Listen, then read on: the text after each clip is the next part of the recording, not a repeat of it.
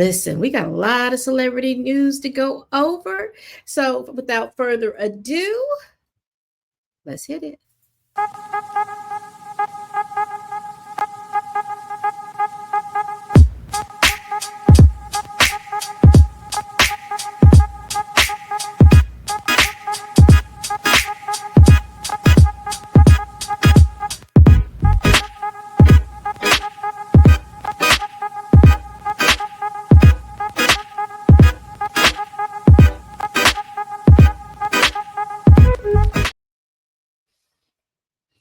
All right. We've got a lot of celebrity news to go over, and we are definitely about to get into it. But before we do that, make sure you all are hitting that like button and also subscribe. And once you subscribe, you'll be open to a plethora of videos that I have done on celebrity legal news, on celebrity news, on movie and television reviews.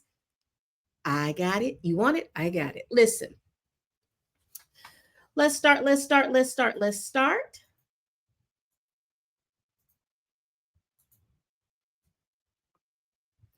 Y'all, let's start with Chrissy Teigen. In her recent podcast, Chrissy Teigen has opened up about her sobriety journey. Recently, Chrissy admits to, quote, I let alcohol back in my life. To let a lot of you all down, oh, I feel it deeply. Chrissy reports that she made this decision to go sober back in 2020. So she mentioned on her podcast last Thursday that I 100% know I like me better sober, she writes. She says that I absolutely feel better with my body without it, and I'm 100% pissed that I can't be normal and have a cocktail with my husband on vacay without it turning into 8, and then I'm feeling like crap. She says I'm tired of throwing up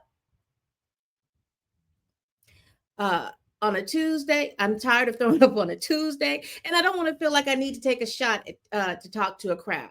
I hate the thought of maybe having a drink can consume me some days, she continued.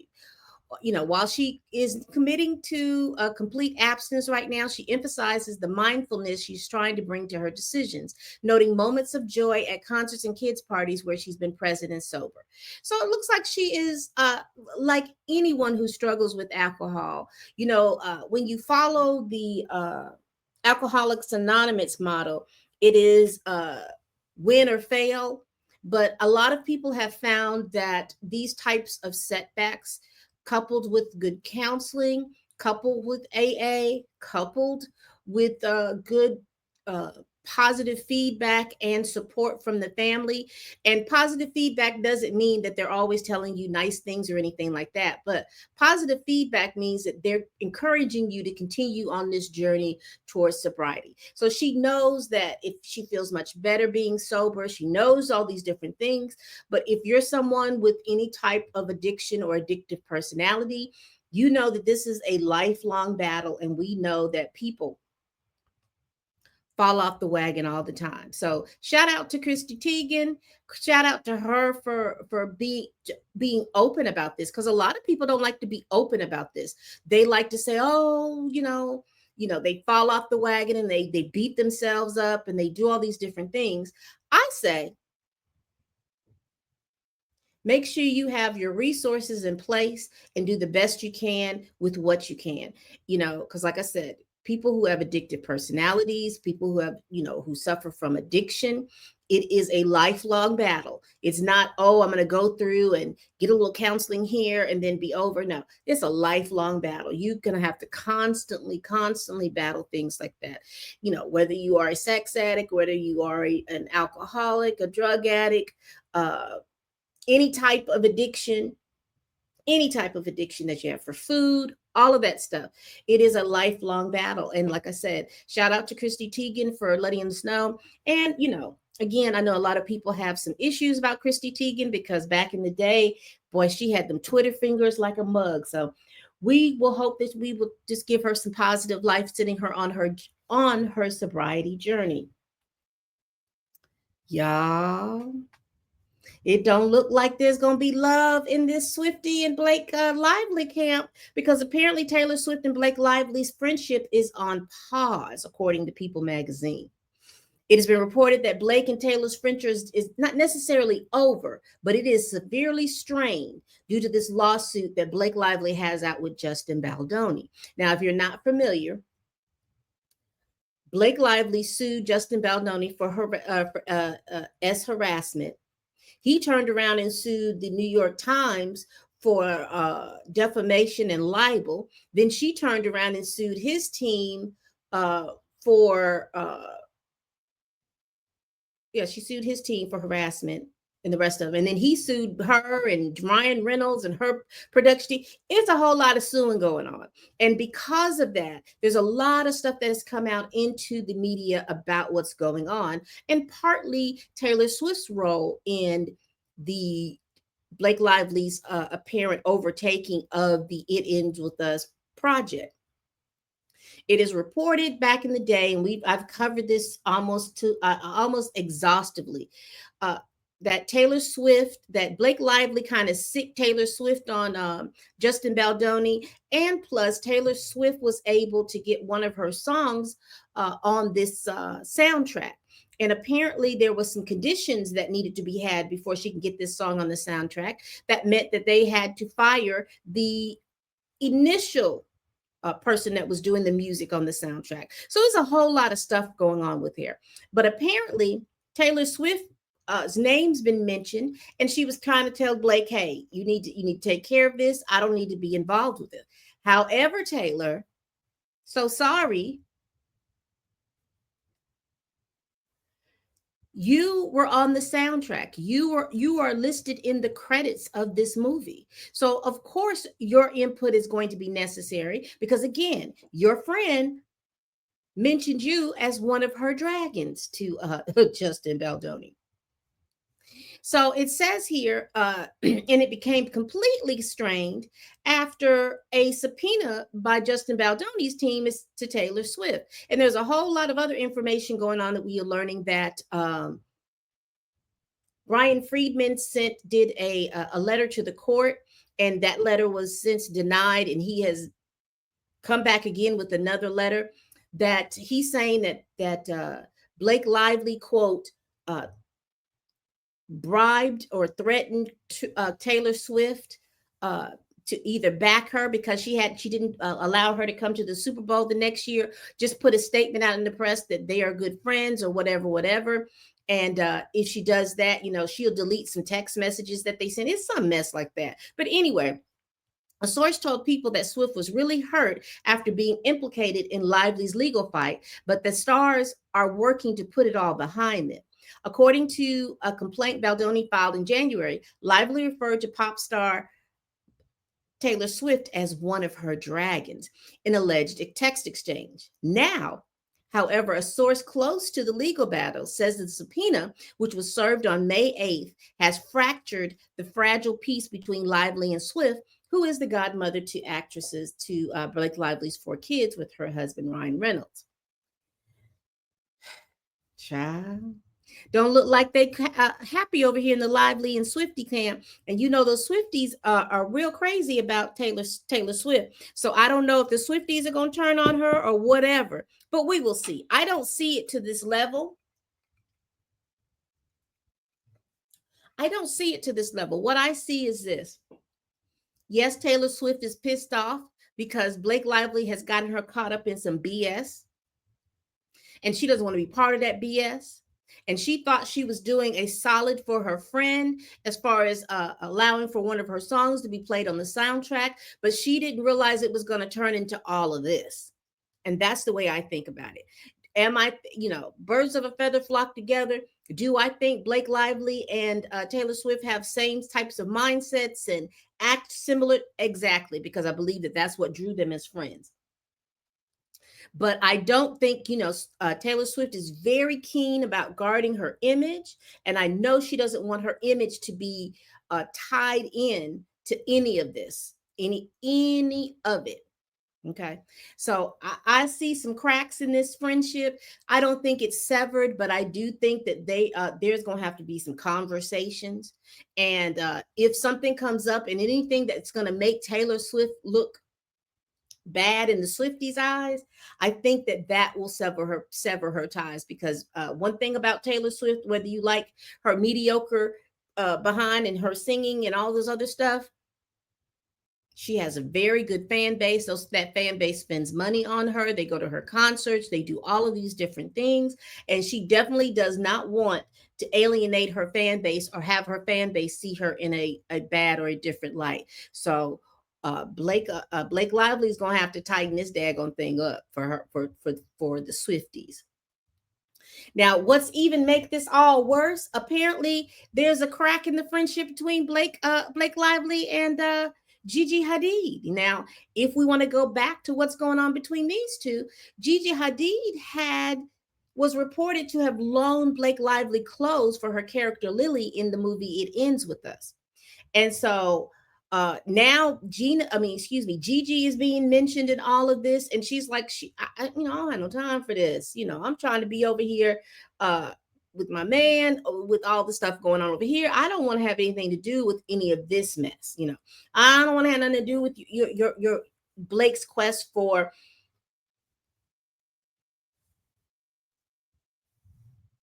I don't even want to say that. I'm not going to say that. She doesn't want to have anything to do with this lawsuit. She doesn't want to have her name mentioned. She doesn't want to have anything. So she is choosing to voluntarily separate from their friendship.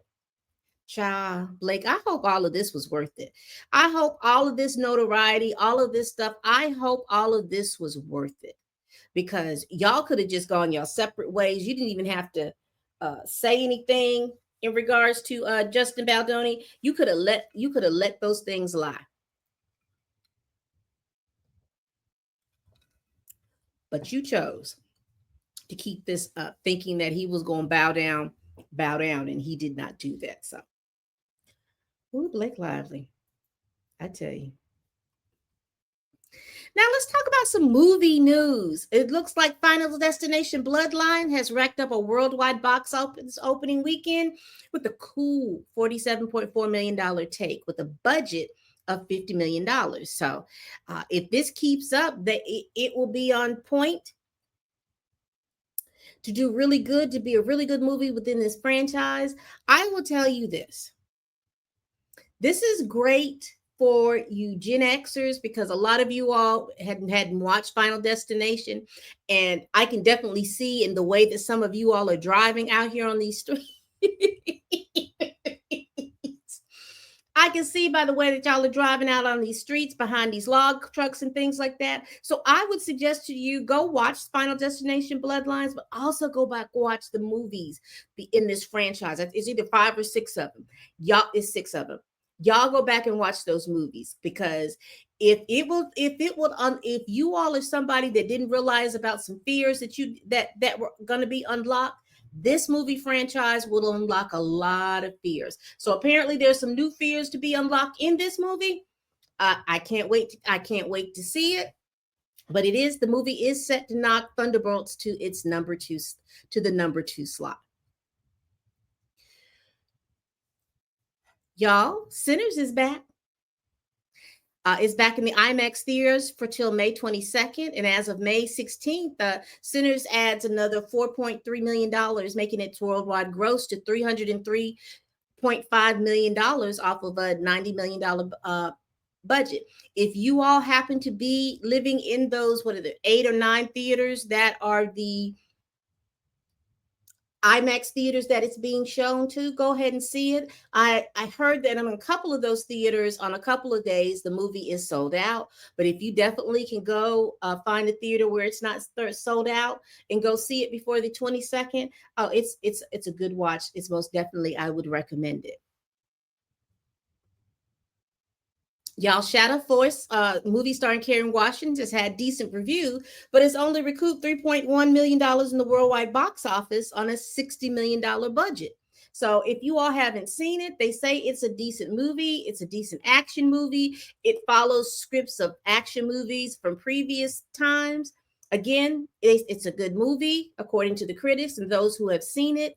And some people say that it's a little predictable, which makes it a little boring, but it is a good watch.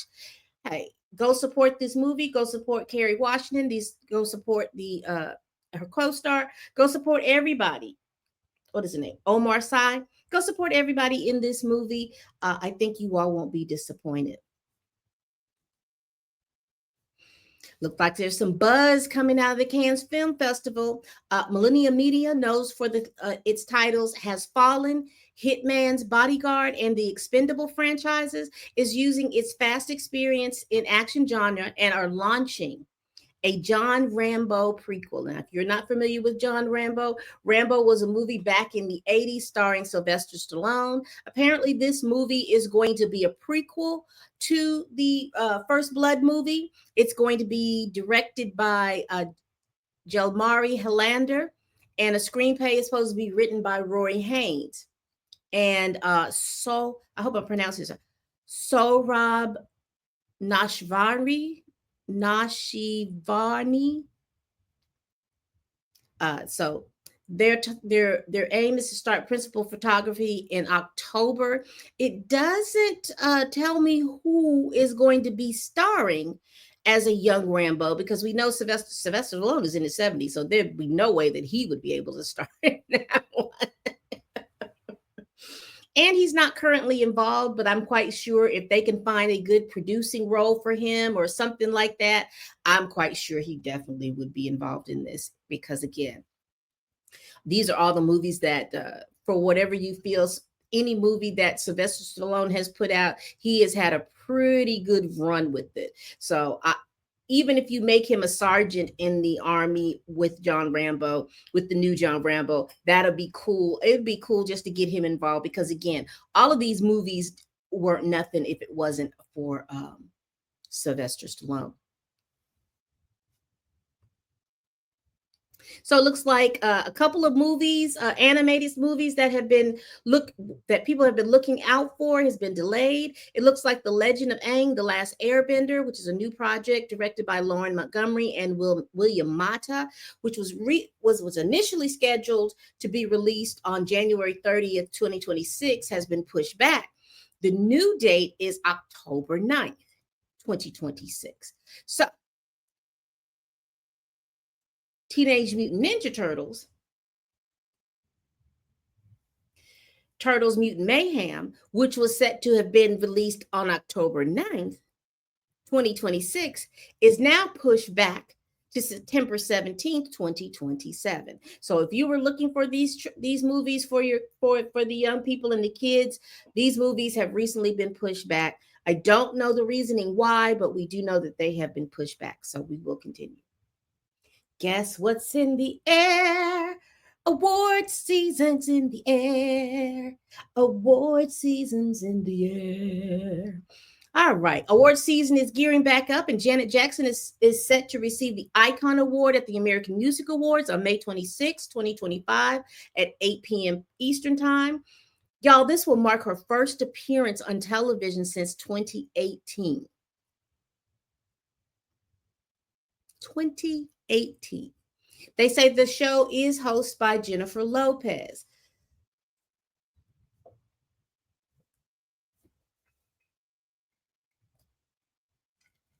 We're going to have Janet Jackson and Jennifer Lopez on the same show. Baby, let's hope these vocals, Janet, because Janet sings, but Janet, she doesn't have that strong voice. It's almost like a whisper voice, but she can sing. So let's hope that, because she's on tour as well. So let's hope that these vocals are on point. They say, and speaking of this American Music Award, I'm tickled. They say, they say Jennifer Lopez is out here working hard to get this show on the road. And because she's working so hard, somehow, some way, somehow, this girl done messed around and got a facial injury. Facial injury. But, while she's been rehearsing for the show. They say that and if you look at these, this is the injury, and she's coming out to let y'all know that, she's had this injury and all of this. But let me just be very clear. Ciao. Jennifer, we know those vocals are rough with or without the facial injury. So when those vocals collapse, baby, you're not going to be able to use the facial injury talking about because I had the facial injury and it was an injury to my nose. I apologize for my vocals to be in the struggle bus. Listen, it's okay. Go pre-record those vocals in the studio, let them auto-tune it, take out the sharps and the flats or whatever it is they need to do to your voice. Add a little topping of Ashanti on there, or Anne-Marie in there. Add a little something, something, a little razzle dazzle, and then just have a backing track. Honey, because you can be out there moving and grooving and dancing and everything. It's not an issue if you have a backing track, because we know that them vocals, they be on that struggle bus for real. And as we continue to know about the awards show, y'all, BET will be hosted by Kevin Hart. It will be airing on June 9th, 2025 at 8 p.m. And BET has announced that Lil Wayne, Tiana Taylor, Big Glorilla, Playboy Cardi, and Leon Thomas are just a few of the performers that are set to perform at the BET Awards. Now, this is the first wave of performers that they are announcing. And apparently there's going to be other performers that they're going to be announcing at a later date. It says here that Kendrick Lamar leads the BET Awards and nominations with 10. Doechii, Drake, Future, and Glorilla are tied with 6 nominations. Metro Boomin has earned 5 nominations, and SZA and The Weeknd are tied for 4 nominations. Now, let me tell y'all something, my messy tale. If Drake, Kendrick Lamar, Future, Metro Boomin, and The Weeknd arrive at the BET Awards, all of them are there, baby. All I'm gonna tell you is that we're gonna have to watch the auras. Y'all gonna have to pull out your chakras. Y'all, I believe a good time will be had by all, but baby, I know the side eyes will be real, lethal. BET also previously announced that it will celebrate the 25th anniversary of the legendary music video countdown show 106 in Park. And I am telling you, I'm not sure if 106 in Park is still airing or not, but that was one of those shows that should have never left the airwaves, because this would have been a great show where we could see some of this new talent. I know we have YouTube. I know we have all these different things, but baby, it's just like, that was just a good show to bring out talent and also allow for talent to come out and give us some insight on their concerts, to give us some insights on their lives and all these little different things, a nice little visual thing. Right now, we just have YouTube and, and a lot of my peers out here in this content creation. So, a lot of times we spend a lot of time on the salacious stuff, but we don't spend a lot of time on the creative stuff. And I do think it's time that we get back to looking at these stars and celebrities on their creative side and not necessarily on their messy side. Baby, it sounds like a cute show and I can't wait to see it. All right, people. That's all I got for celebrity news this week. So make sure y'all please like, comment, and subscribe to this video. Please share this video if you care. Y'all, please tell a friend, tell a kin, tell a coworker, tell that heifer that you can't stand that I'm over here making these videos. And as always, people, bye-bye.